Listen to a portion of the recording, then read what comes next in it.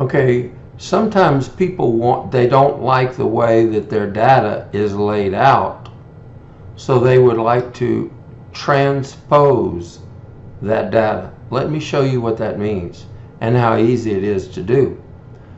All you do is highlight your data, right click, and copy. Then down here we are going to right click and paste, but we are going to go down the row and find transpose. When we click on it, there it is.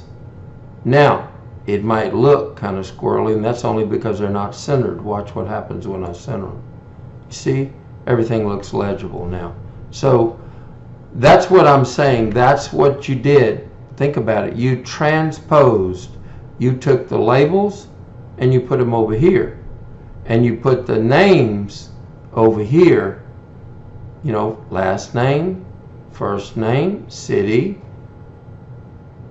Some people like to do that instead of all this different work that they'd change it around.